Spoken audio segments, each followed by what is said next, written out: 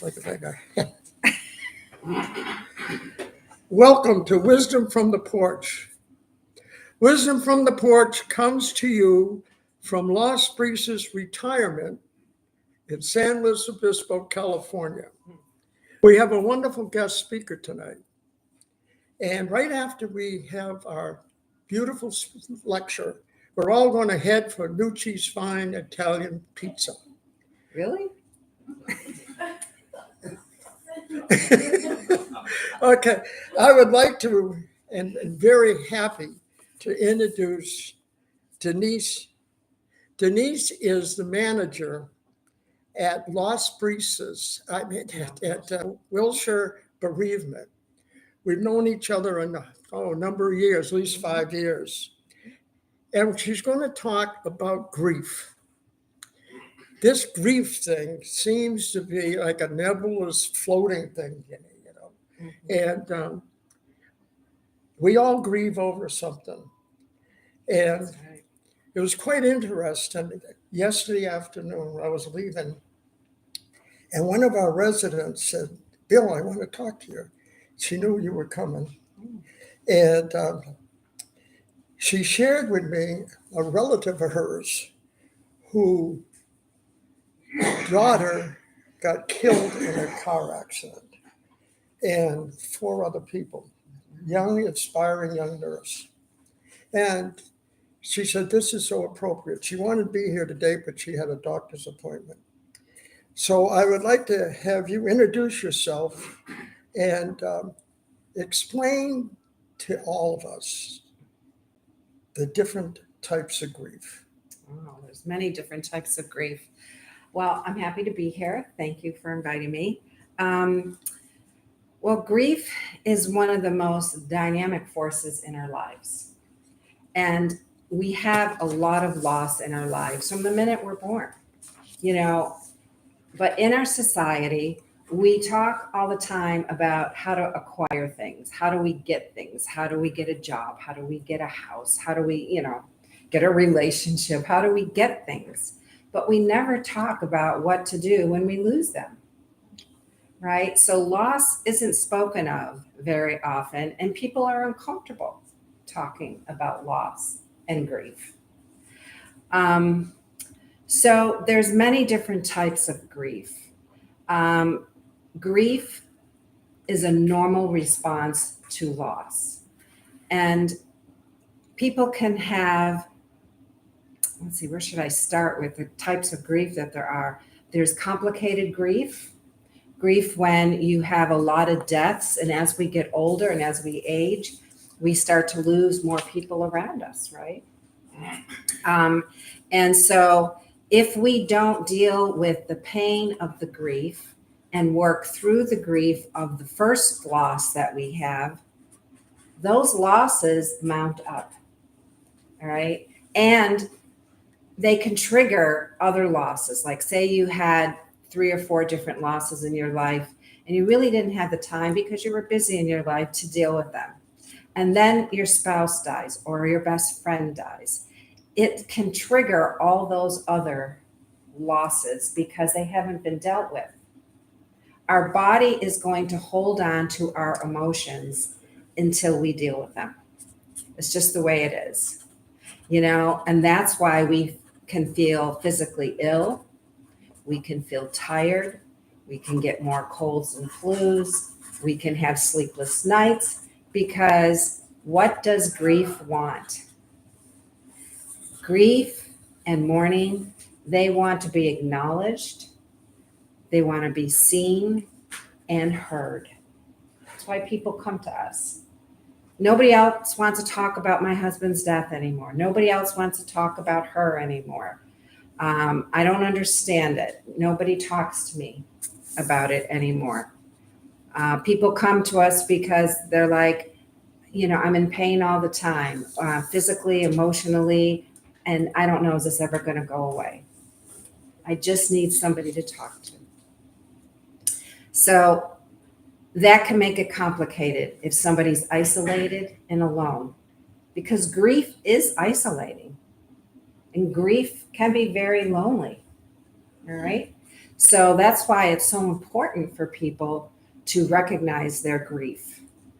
Another kind of grief is a disenfranchised grief. Have you ever heard of that? Anybody heard of disenfranchised grief? Well, disenfranchised grief is a grief that isn't recognized openly by society or by other people.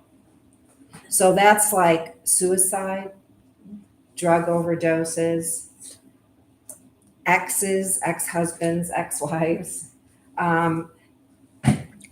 people who are gay, have been in a homosexual relationship, never told anybody, that person dies, they can't openly talk about it. And murders, because people are uncomfortable. Anything that's uncomfortable for people to talk about is disenfranchised grief. And it's more difficult because then the people who are experiencing that feel even more isolated, more lonely, because there's nobody to talk to. What are they afraid of? They're afraid of being judged, right? Or just people don't know how to talk to them, so nobody says anything. Recently in April, my son was murdered. And it still amazed me how many people were so uncomfortable to talk with me or to me, because they don't know how to respond to it. I mean, because it's such a horrific thing. So anytime there's a huge shock in somebody's life or somebody experiences that, people really don't know what to say. And so then you kind of feel alone with your grief. So it's so important that people seek people out. They seek people to talk to. And connect with community, because it can be isolating. So That when Dolores told me on the phone about your son, it really was a marriage connection for both of us.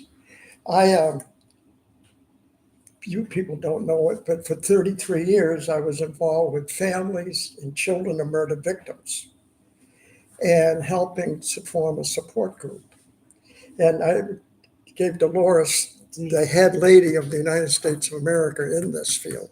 She's on television all the time.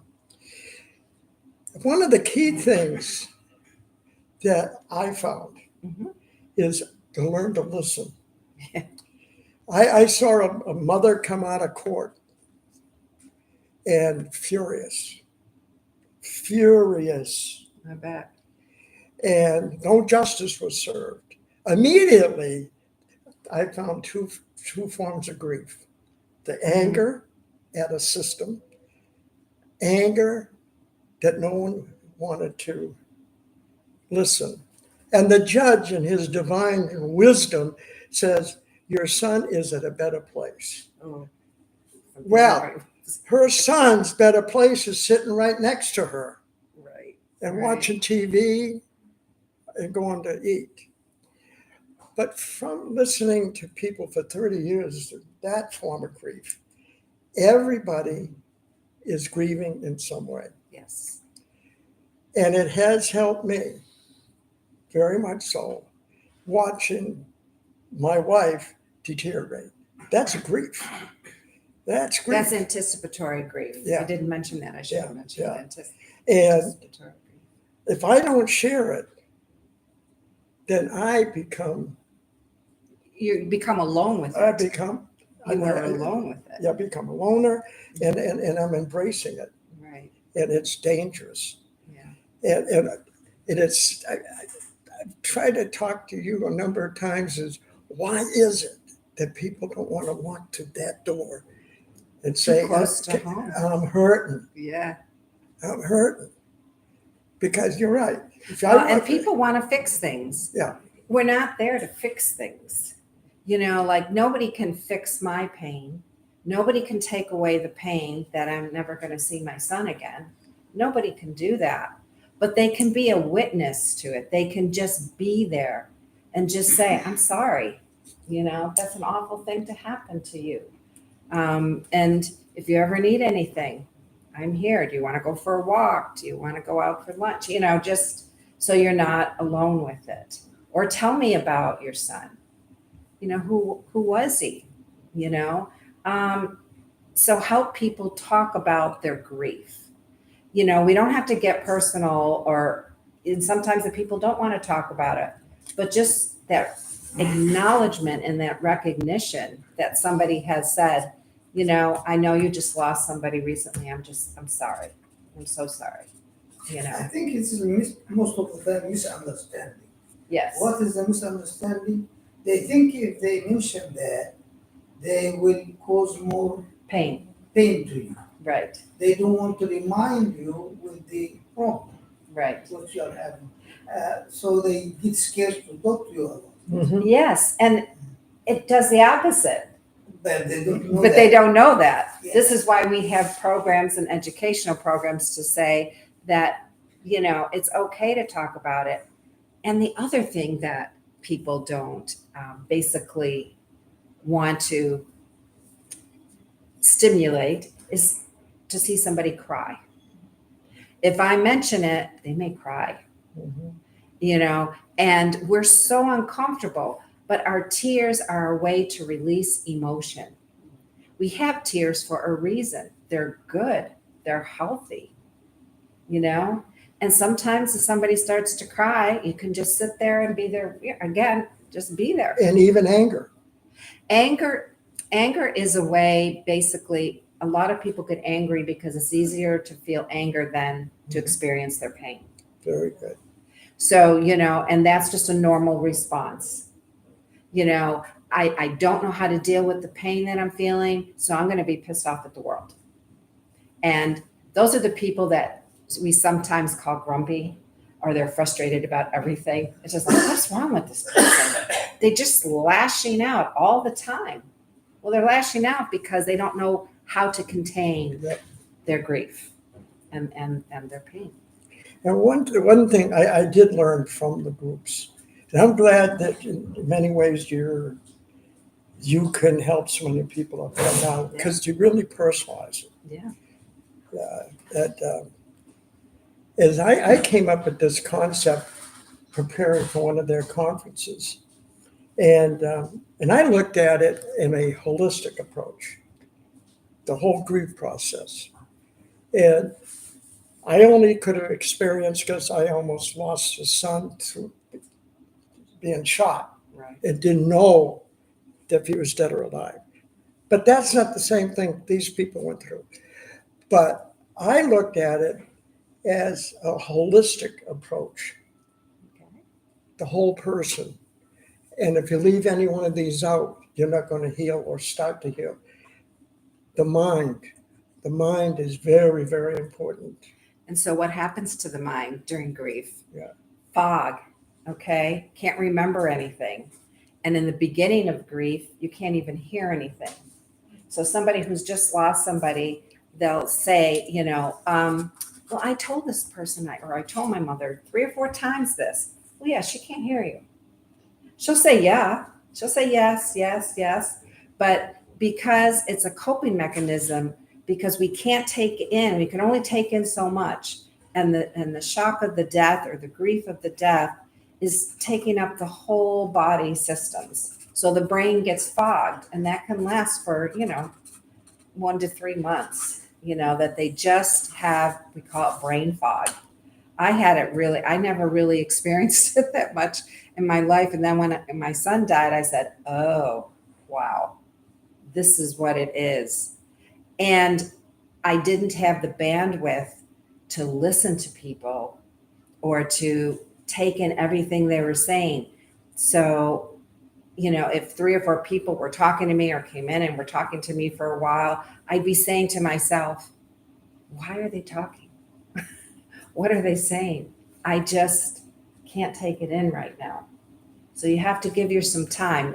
Now it's much better, but you have to give it some time because it's a healthy coping mechanism so you can take in what's happening to you.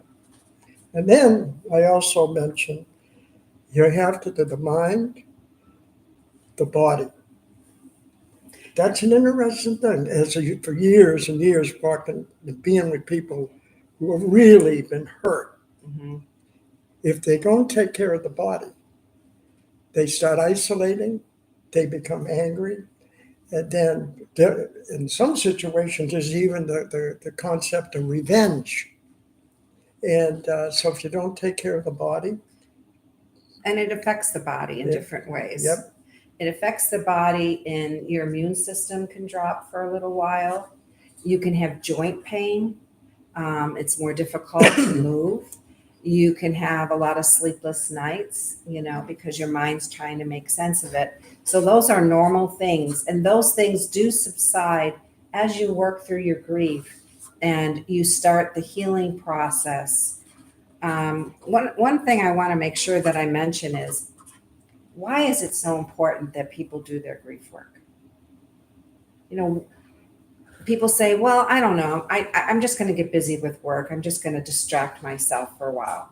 Well, distracting yourself for a certain amount of time during the day is good because you can't grieve 24/7. But you need to put aside time to feel your pain every day, even if it's for 10, 15 minutes. Why?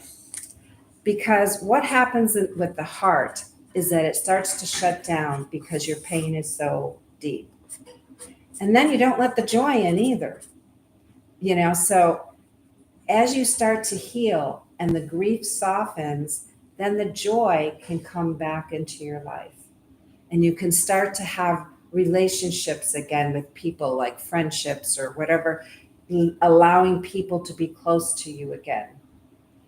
But if you don't do the grief work, it's too painful to be vulnerable to another human being. So that pain keeps that heart kind of shut down.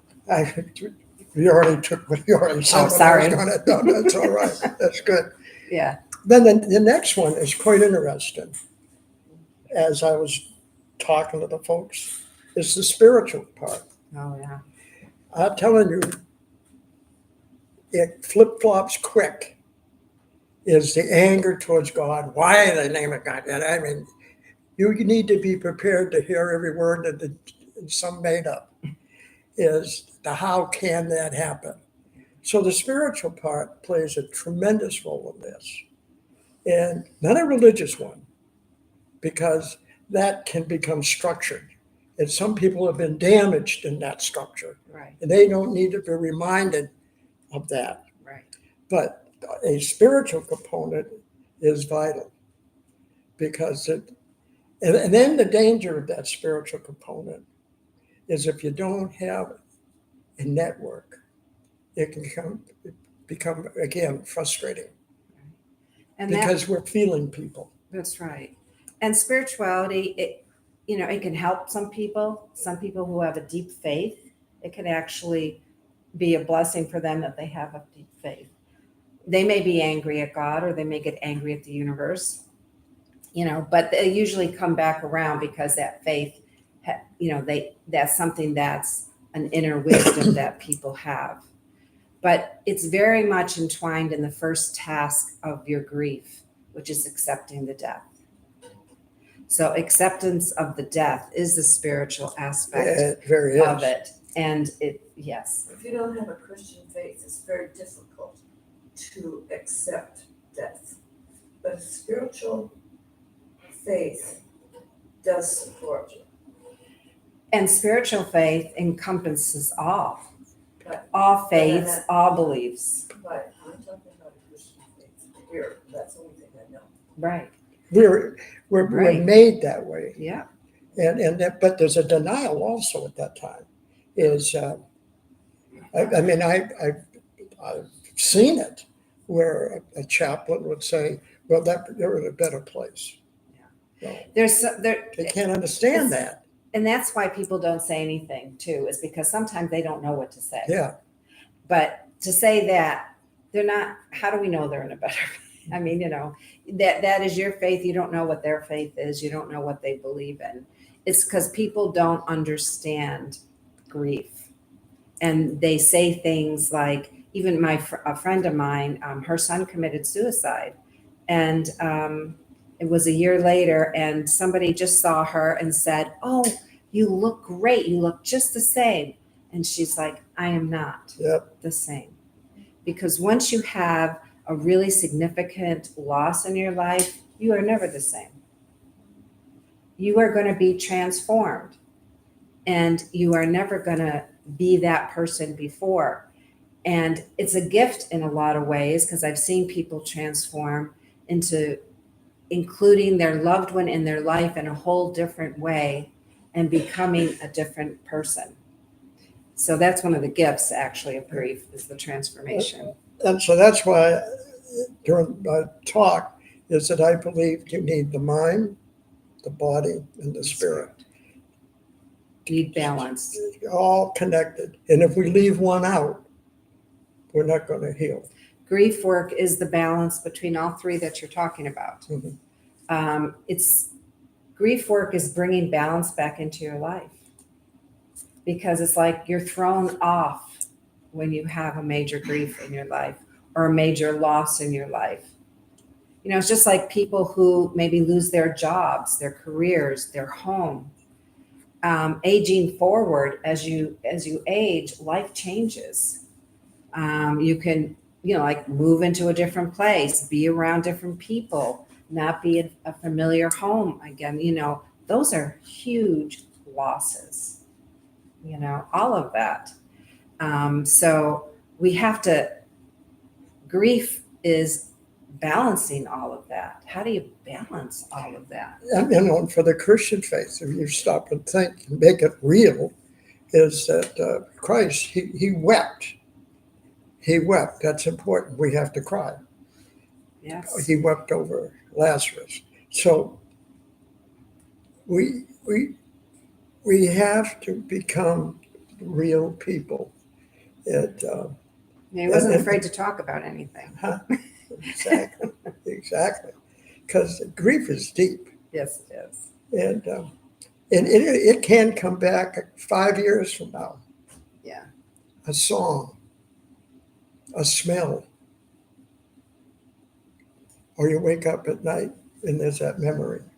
Their birthday or a holiday or anything. Somebody looks like them. Somebody sounds like them. Exactly. And so that's why I, with Chelsea and Anne and Carolyn, what we did now is work on these word searches. And the next concept is have a journal, a private journal. It'll be sitting at your door in the next month or something. And you can sit down and you just write down at that moment how you feel. Right. Because it's like a wave.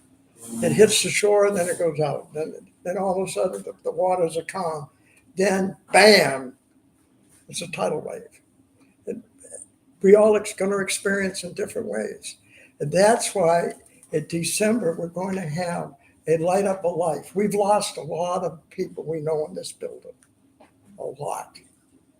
And at Light Up a Life, we'll have a beautiful celebration. We've been doing it twice a year, but around Christmas time, it's very powerful. But I'm going to invite you back, Okay. if you're not back in New Hampshire. Maybe you could send somebody. I You can do definitely that. will. You're the boss. And I'd like to have you or somebody here the following week that possibly, if you have a question, it could be answered. Sure. Definitely. It could be answered. So anyway, the coach just came in, 104 years old, young, Uh-huh. and she's ready to rock and roll with the physical exercise. Oh, But I that's welcome lovely. everybody. And again, I'm introducing you to Agnes because this is a big thing in every community. There's people out there that aren't coming home tonight and they don't know where to go. So anyway, Thank peace. Thank you. Thank you. Okay. All right. Thank you, Bill. That went fast, didn't it? Like Hey. 30 minutes is